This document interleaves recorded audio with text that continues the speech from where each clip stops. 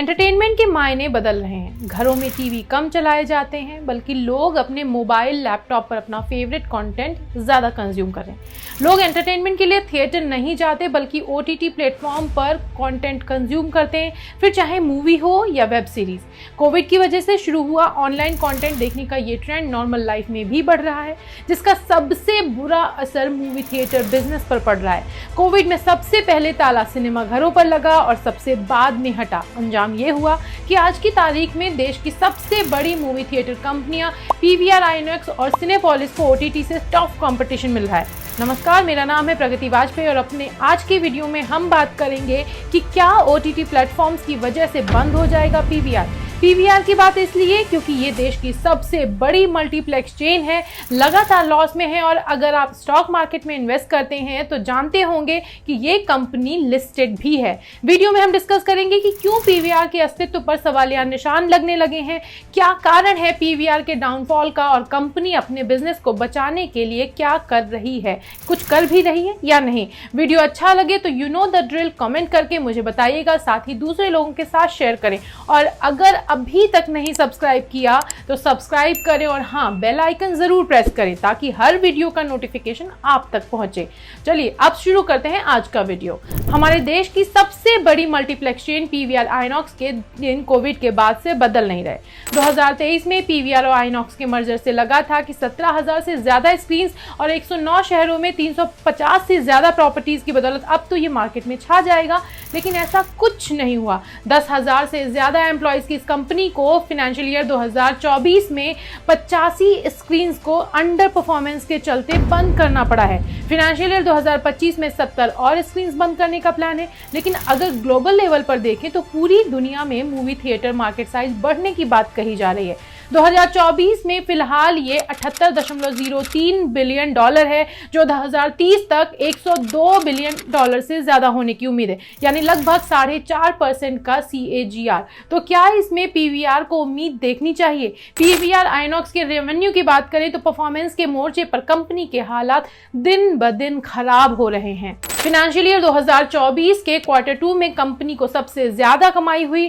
Q2 में company ने 1336.8 करोड़ रुपए की इनकम की है, जबकि Q4 की कमाई 759 करोड़ रुपए पर सिमट गई। तो क्या पीवीआर पर ताला लग जाएगा या कोई कमाल होगा? कंपनी के रेवेन्यू का ये हाल तब है जब फाइनेंशियल ईयर 2024 में जवान, एनिमल और फाइटर, द केरला स्टोरी और गदर 2 जैसी मूवीज रिलीज हुई।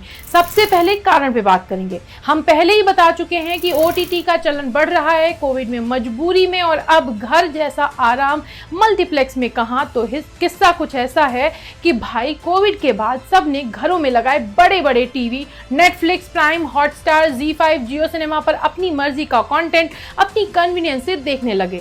लोग तब तक थिएटर नहीं जाते जब तक मूवी पुष्पा, KGF या कल की जैसी ना हो। अब ऐसी मूवीज रोज रोज तो आती नहीं है, यानी ओटीटी के आने से मल्टीप्लेक्स के बुरे दिन शुरू हो गए। और वैसे भी मूवी देखने जाओ तो सिर्फ मूवी तो देखी नहीं जाती, कुछ खाने के लिए चाहिए। तो मूवी टिकट भले ही सस्ती मिल जाए, लेकिन स्नैक्स यानी पॉपकॉर्न और कोल्ड ड्रिंक पर 1000 रुपए खर्च होना तय है। और इतने में तो सारे ओटीटी प्लेटफॉर्म्स के सब्सक्रिप्शन मिल जाएंगे, मतलब मूवी थिएटर नहीं जाना। और इसी से शुरू हुए मूवी थिएटर्स के बुरे दिन। अब यक्ष प्रश्न, तो क्या ओटीटी पीवीआर को खत्म कर देगा? पीवीआर अपना बिजनेस बचाने के लिए क्या कर रहा है? कंपनी ने आईनॉक्स के साथ मर्जर इसीलिए किया था ताकि वो मूवी थिएटर बिजनेस पर रूल कर सके, और अब कंपनी के सामने चैलेंज सिनेमा लवर्स को ऐसा एक्सपीरियंस देना है जिसे वो घर पर ना क्रिएट कर पाए।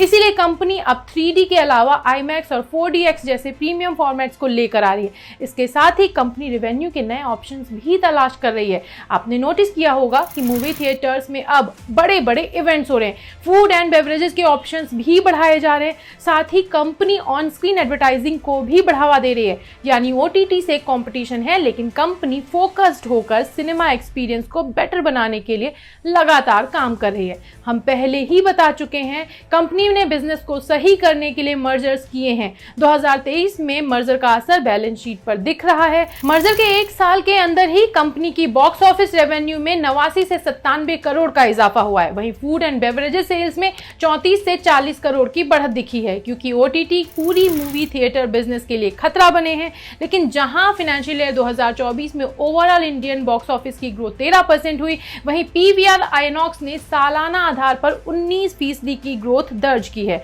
अगर हम फाइनेंशियल ईयर 2023 और फाइनेंशियल ईयर 2024 को कंपेयर करेंगे तो पता चलेगा कि फाइनेंशियल ईयर 2024 में कंपनी की टोटल इनकम में 17% का इजाफा हुआ। फाइनेंशियल ईयर 2023 में जो इनकम 5,302 करोड़ थी, वो फाइनेंशियल ईयर 2024 में 6,204 करोड़ हो चुकी है। थोड़ा और डिटेल में बताते हैं। मूवी टिकट सेल्स 19% बढ़कर 3,280 करोड़ रुपए, जबकि फूड एंड बेवरेजेस से होने वाली रेवेन्यू में 21% का इजाफा हुआ है और इस साल ये 1958 करोड़ रुपए दर्ज की गई। वहीं एडवर्टाइजमेंट इनकम में भी 18% की बढ़त हुई है और अब ये 452 करोड़ रुपए पहुंच चुकी है। लेकिन सब कुछ अच्छा है ऐसा नहीं कह सकते, क्योंकि कन्वीनियंस फीस और अदर ऑपरेटिंग इनकम में 12% और 11% की गिरावट आई है। क्या है कंपनी की बाउंस बैक स्ट्रेटेजी? कॉस्ट कम करके। मैंने बताया है कि कंपनी ने 80 स्क्रीन्स बंद किए, लेकिन वो स्क्रीन्स वैसे थे जो अंडर परफॉर्म कर रहे थे, यानी कॉस्ट कम करने के लिए कंपनी ने ऐसा किया। कंपनी का मेन मोटिव फिलहाल डेट फ्री होना है और इसके लिए वो लगातार काम कर रहे हैं। कंपनी का सबसे बड़ा चैलेंज है मूवी लवर्स को मल्टीप्लेक्स तक लाना। ये तब हो सकता है जब फिल्म इंडस्ट्री इस तरह का कंटेंट बनाए। बॉलीवुड का कंटेंट नहीं कर पा रहा है वो काम, इसीलिए रीजनल सिनेमा की मूवीज भी शोकेस की जा रही हैं। इसके लिए कंपनी साउथ इंडिया में 120 स्क्रीन्स और लगाने वाली है। लास्ट टाइम आप मूवी देखने गए होंगे तो आपने पीवीआर में पीवीआर पासपोर्ट का एड जरूर देखा होगा। 360 रुपए में 4 मूवीज, टेम्पटिंग लगा था ना?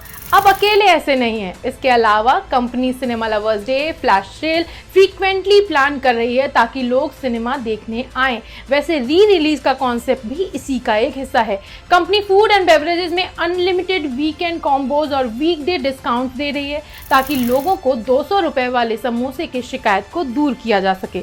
तो लबोलू अब ये है कि कंपनी को पता है कि रास्ते आसान नहीं है, लेकिन वो भी तो पुराने चावल है, इसीलिए सारी स्ट्रेटेजीज लगा रहे हैं कंपनी को वापस खड़ा करने के लिए। वैसे आपको क्या लगता है, क्या बचेगा पीवीआर का साम्राज्य या हो जाएंगे खत्म? कमेंट करके जरूर बताएं। वीडियो अच्छा लगा हो तो लाइक, शेयर और सब्सक्राइब करें। We simply need your support. Comment करके फीडबैक देना ना भूलें और सब्सक्राइब माय चैनल, साथ ही साथ वीडियो को दूसरों के साथ जरूर शेयर करें।